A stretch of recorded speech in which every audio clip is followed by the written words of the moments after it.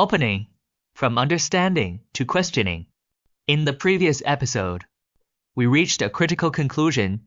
Traditional wrench hoods look the way they do, not because they are optimal, but because we understood why they were designed that way, and then stopped questioning it. We placed the fan in the middle, asking one motor to do two jobs at once: capture cooking smoke and transport it through the duct. This one fan two tasks design isn't wrong in theory. The real problem is this: its working principle does not match its working environment.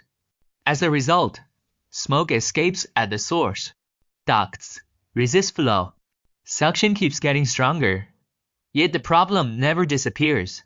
So the real question becomes, if the traditional path was limited from the beginning, what should the correct technical route be?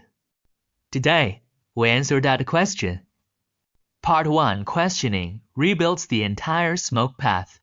When we clear away all existing assumptions and rebuild the problem from first principles, 5 fundamental questions must be re-asked. 1. What force should capture the smoke? 2. Where should that force be placed? 3. Along what path should the smoke move? 4. Where should the transport force be located? 5. Do capture and transport really need to rely on the same fan? Change the answer to any one of these, and the shape of the system changes. Rewrite 05, and the entire technical route changes. Part 2, the ideal smoke path, reveals the answer. We try to draw the most ideal smoke path possible. Smoke is captured precisely as the pan gives. Guided into a duct gives an exhausted outdoors. What surprised us was this. From an aerodynamic perspective, this path closely resembles the airflow inside an automotive wind tunnel. In a wind tunnel, smoke forms a stable, focused flow channel because of two forces working together: a directional push at the front, continuous suction at the rear, a classic push-pull Zulin structure. When this aerodynamic logic is applied to kitchen smoke, the result is not a bigger fan, but a completely different power layout. A front-end smoke guide that captures and directs smoke, a rear-end exhaust fan that pulls and transports it, and a middle section that becomes pure ducting, flexible, and passive. This is the wind tunnel, dual-end structure. For the first time, smoke becomes something that can be engineered. This is the beginning of creating a different answer. Part 3, source capture, not by suction, but by guidance.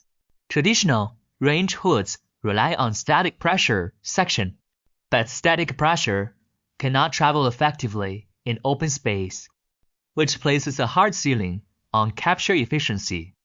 The wind tunnel approach changes the logic entirely. It uses aerodynamics to lock in and guide smoke.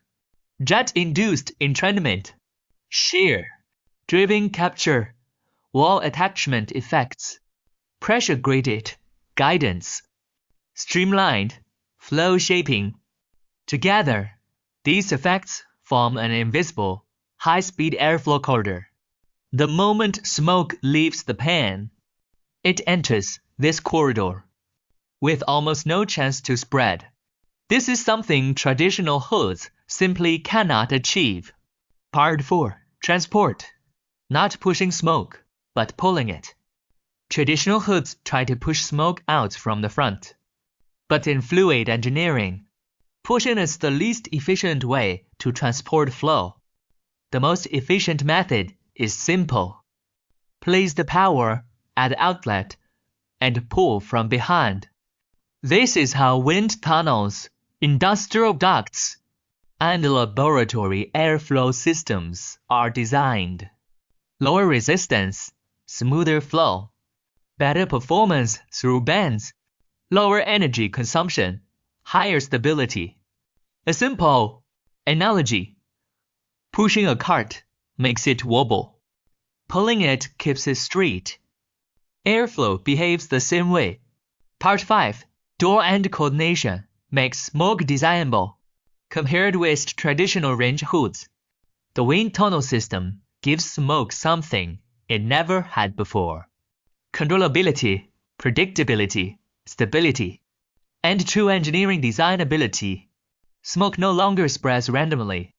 It is planned, guided, constrained, and moved along a defined path. This is airflow, guiding airflow. Part 6. Way it naturally fits open kitchens. Traditional range hoods rely on air replacement. The larger the space, the slower the replacement, and the easier smoke escapes. That's why open kitchens fundamentally conflict with traditional hoods. The wind tunnel system focuses only on a 1 to 3 centimeters capture window above the pan. It does not attempt to control the entire room. As a result, open and closed kitchens perform nearly the same, because the system controls the smoke itself, not the room air. This is a rot level shift. Part 7.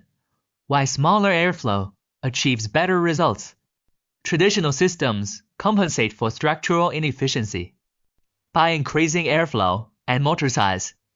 Fan diameters reach 20 to 28 centimeters. The wind tunnel route relies on structural efficiency instead. A smoke guiding unit with a fan just 6 centimeters in diameter can capture smoke precisely at the source. Structural efficiency beats parameter stacking.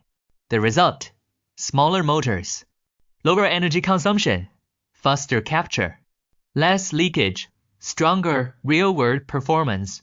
This is not numerical escalation. It's logical inversion, closing from questioning to creating. For 40 years, range hoods have evolved inside the same framework, using mismatched structures to solve mismatched problems. The wind tunnel approach is not about trying harder. It is about questioning what was once unquestioned and creating a different answer. So this is not a stronger range hood. It is a new technical route, because the end of technology is not greater force, but more correct direction. And perhaps kitchen smoke control now has a new answer